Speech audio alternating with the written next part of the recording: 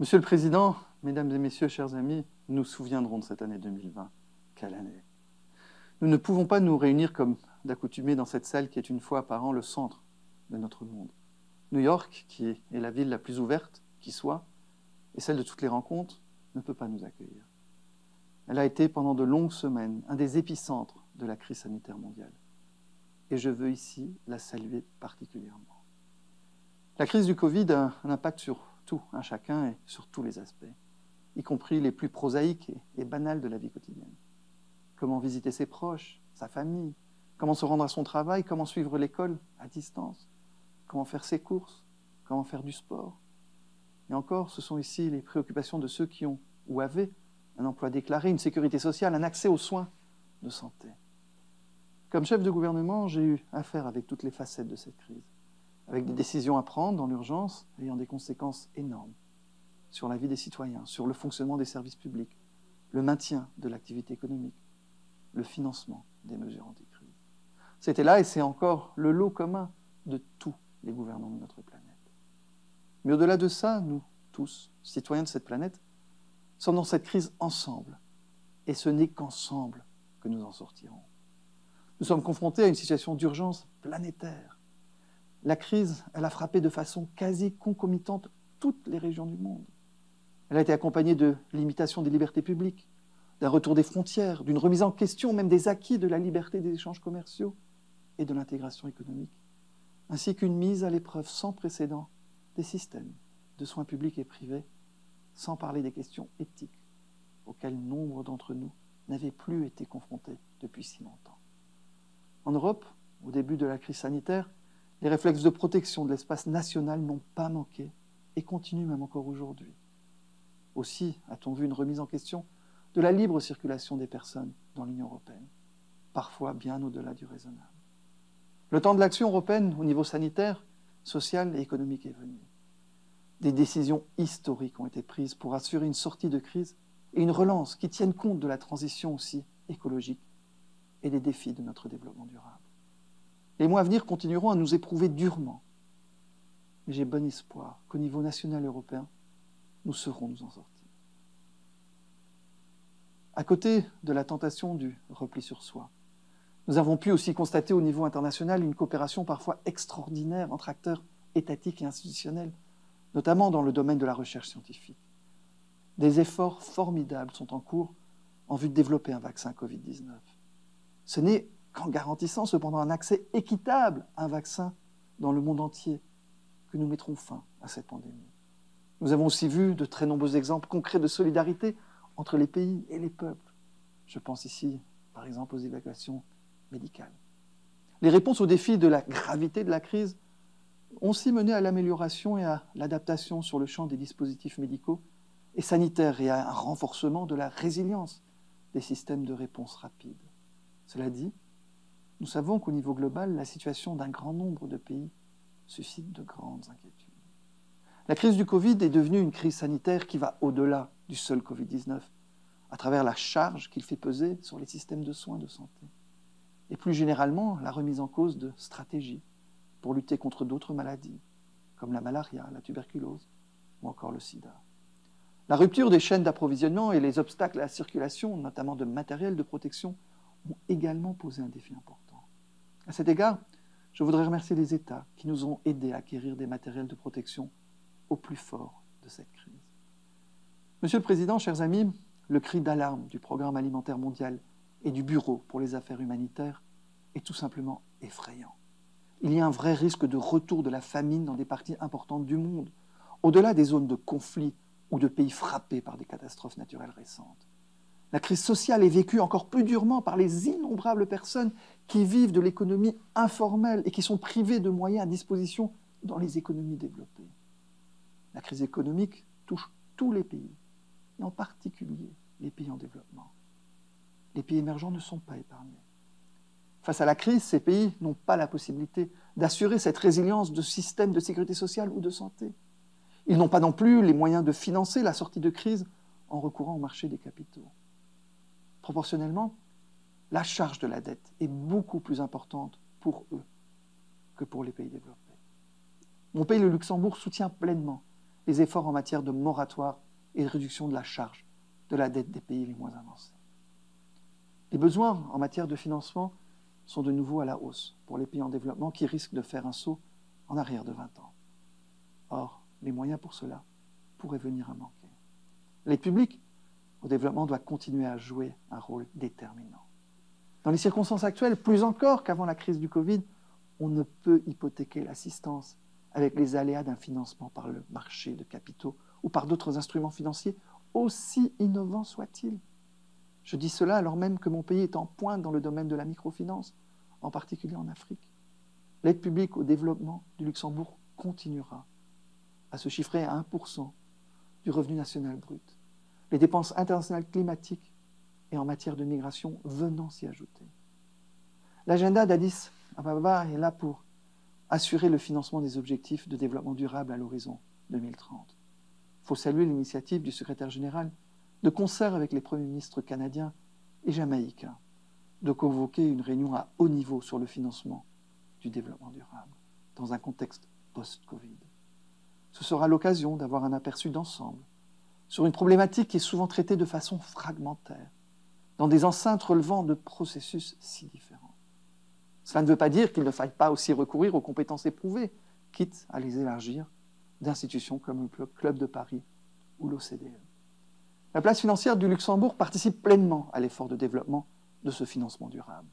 La bourse verte du Grand-Duché de Luxembourg est l'une des plus importantes et des plus actives sur notre planète. Nous avons lancé la semaine dernière une obligation verte qui a connu un succès remarquable, une demande 10 fois supérieure à l'offre de souscription. Nous nous efforçons à présent d'élargir le modèle du financement climatique à d'autres objectifs de développement durable. Je viens d'évoquer l'un des rendez-vous à haut niveau de cette session. Il en est d'autres au cours desquels le Luxembourg interviendra, ou est déjà intervenu. La célébration du 75e anniversaire des Nations Unies, le sommet biodiversité, la réunion Beijing +25, retiennent plus particulièrement l'attention. Qu'est-ce que cela démontre? Cela démontre que même dans des circonstances extrêmement difficiles, notre organisation est capable de concertation, de proposition et d'action. Dès le mois de mars et avril, le secrétaire général a soumis une série d'analyses liées au Covid qui ont pavé la voie à des résolutions à l'Assemblée générale. Monsieur le Président, cette Assemblée a su réagir aux défis de la crise, mais aussi prendre les décisions indispensables pour le bon fonctionnement de l'organisation grâce à l'action de votre prédécesseur. En l'absence de réunions physiques et malgré toutes les limitations d'ordre procédural que cela impliquait, cette Assemblée a montré au monde que l'ONU était bien présente dans les réponses aux défis de la crise. Si la gestion de notre Assemblée a été un modèle d'improvisation raisonnée, il faudra, je pense, envisager à l'avenir des dispositions pour pallier aux inconvénients de ce type de prise de décision par consensus dans tous les cas de figure. Notre Assemblée a aussi préparé l'avenir en adoptant une série de résolutions substantielles destinées à apporter la réponse des Nations Unies à la crise. L'adoption de la résolution Omnibus, qui donne de la cohérence à notre approche, doit être particulièrement signalée et saluée. À l'occasion de sa session spéciale prévue en décembre, l'Assemblée générale pourra faire le point sur la réponse du système et sur d'éventuelles initiatives à adopter dans le futur. Le Conseil de sécurité a été un peu long à se prononcer sur l'appel au cessez-le-feu, immédiat partout dans le monde lancé au début du printemps par notre secrétaire général. Grâce à la persistance de certains de ses membres, il a finalement fait. Mais faut-il le dire, les obstacles rencontrés dans ce processus sont hélas emblématiques de la difficulté du Conseil à se mobiliser et à décider, même dans les situations les plus urgentes. Les agences de notre organisation, celles de New York, bien entendu, comme le PNUD ou l'UNICEF, mais aussi celles dans d'autres sièges, ont été promptes à réagir. Je pense aussi à celles basées à Rome, qui ont dû se mobiliser face à l'urgence alimentaire et un nouveau danger de famine. Les expériences récentes en matière de gouvernance sanitaire internationale peuvent et doivent faire l'objet d'une revue à la suite de la pandémie actuelle, et les leçons nécessaires doivent être tirées. L'Organisation mondiale de la santé, l'OMS, est le lieu pour faire cette revue. Son rôle dans cette gouvernance doit être renforcé. Nous sommes confiants que cela nous permettra d'affronter, mieux encore, les pandémies du futur. Monsieur le Président, chers amis, j'ai dit auparavant que le monde courait le risque de perdre 20 ans de développement pour une partie importante des membres de notre organisation. Malheureusement, ce ne sont pas les seuls acquis que je vois en péril. La crise du Covid a exacerbé les tentations de réduire les libertés publiques au-delà de ce qui était nécessaire. Dans de nombreuses régions et de nombreux États, l'espace civique se réduit comme une peau de chagrin. La répression des opposants ou des défenseurs des droits de l'homme devient monnaie courante. La société civile, quand elle n'est pas réprimée, n'est souvent pas entendue. Dans le cadre de la 74e session de l'Assemblée générale, la présidence luxembourgeoise de la 3e commission s'est engagée pour que la société civile reçoive la place qui lui revient dans cette enceinte compétente pour les droits de l'homme. Une implication de la société civile dans les enceintes des Nations Unies constituera une des priorités de notre candidature au Conseil des droits de l'homme lors des élections qui auront lieu en octobre 21. Plus généralement, nous sommes inquiets face à la montée de l'autoritarisme dans, hélas, toutes les régions du monde. Parfois de façon plus discrète ou sournoise, parfois de façon ouverte, comme on l'a vu récemment en Biélorussie. Cette montée de l'autoritarisme se conjugue souvent avec la montée des discours populistes, simplistes, voire anti-scientifiques ou irrationnels. La régression de la reconnaissance de certains droits touche hélas aussi la santé sexuelle et reproductive, et c'est là jusque dans les instances de notre organisation. Pour mon pays qui poursuit une politique étrangère féministe, le maintien des acquis de nombreuses années de lutte doit rester une priorité absolue. Nous l'avons montré lors de notre récente présidence de la Commission de la population du développement. Je veux aussi rappeler ici l'engagement de mon pays dans la défense des droits des minorités sexuelles et sa participation active au core group LGBTI. Ici aussi, l'Europe est concernée, hélas. Monsieur le Président, l'autoritarisme nourrit les conflits en même temps qu'il en vit. Il n'y a qu'à voir le nombre de régions et de pays qui sont devenus le terrain de jeux de puissance de toute origine et de tout acabit, avec ce que cela comporte de trafic en tout genre et de pression migratoire, notamment dans la Méditerranée. Le Proche-Orient demeure un foyer de tension. Je salue le récent rapprochement entre Israël et les Émirats arabes unis, ainsi que le Bahreïn, qui devrait contribuer à stabiliser la région. Néanmoins, le processus de paix entre Israël et la Palestine est en panne. Un engagement des parties est nécessaire pour négocier une paix juste et durable et aboutir à une solution à deux États vivant côte à côte dans la paix et la sécurité. Si l'action de l'Iran dans la région est de nature à inquiéter, l'abandon de l'accord nucléaire avec l'Iran, quant à lui, n'est pas de nature à améliorer la situation. Cet accord demeure en vigueur et l'on ne peut à la fois le dénoncer et s'en réclamer. Permettez-moi de dire deux mots sur la situation en Afrique de l'Ouest, au Sahel. Une bonne partie de la coopération de mon pays y est concentrée. Il faut que tous les acteurs de la région se ressaisissent par la mise en œuvre des engagements pris, y compris le rétablissement d'un pouvoir civil au Mali. C'est une condition pour l'efficacité de l'engagement de la communauté internationale. De son côté, le Luxembourg a encore renforcé cet engagement en début d'année à travers une participation directe à la MINUSMA, ce qui est une première depuis son engagement dans la Fort-Pronu et dans la FINUL. Je ne souhaite pas ici faire une liste des inquiétudes que mon pays nourrit à l'égard des conflits actifs ou potentiels dans toutes les régions du monde. Elle serait trop longue.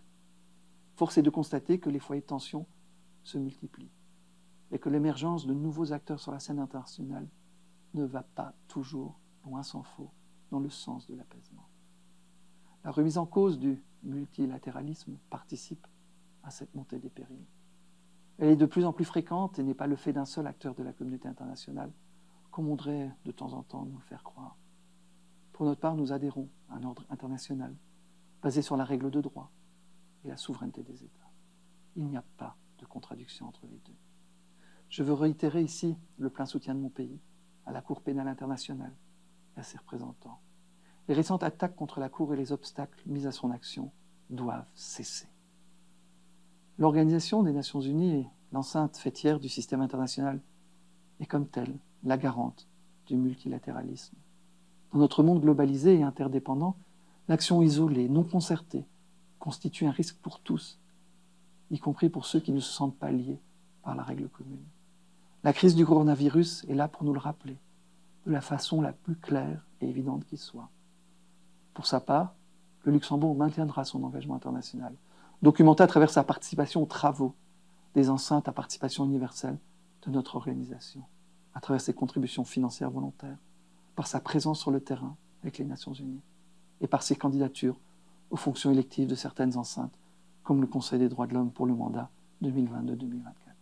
Je souhaite de tout cœur pouvoir participer de nouveau plus directement l'année prochaine à cette grande conversation qu'est la semaine à haut niveau et m'adresser à cette occasion de façon plus vivante et interactive à cette assemblée.